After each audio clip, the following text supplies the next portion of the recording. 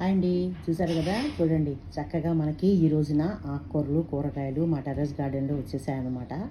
ఈ ములక్కాయతో కర్రీ చేసేసుకోవచ్చండి చక్కగా. ఇది చూడండి ఎంత బాగుందో. ఇది మెంతాకు, ఈ మెంతాకుతో పప్పు చేసుకోవచ్చు. పప్పు మెంతి కూర చక్కగా.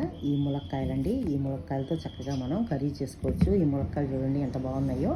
నేను కేవలం ఒక చిన్న పగిలిపోయిన బకెట్లో వేసి పెంచానమాట మునగ చెట్టు. దానికి చక్కగా ములక్కాయలు వచ్చాయి. ఏమైనా మన చేత్తో మనం పండించుకున్నటువంటి ఏ పంట అయినా కూడా చాలా బాగుంటుందండి. చూడండి, దీంట్లో ఏంటంటే ముఖ్యం, దీంట్లో మందులు ఏమీ లేని మంచి ఆహారం అన్నమాట. ఇలాగే మనం చిన్న చిన్నగా అన్ని మొక్కలు, ఆకుకూరలు, చక్కగా కూరగాయలు మనకి ఏం తోస్తే అవి చక్కగా మనం పండిస్తూ ఉండాలండి. రోజుకి 1 గంట వెచ్చిస్తే చాలు, మనకి ఏవో ఒక ఆకుకూరలు కూరగాయలు మన టెర్రస్ గార్డెన్లో కానీ మనకు పక్కన కానీ ఎక్కడైనా స్థలం ఎక్కడున్నా కూడా మనం పండించుకోవచ్చు. Thank you.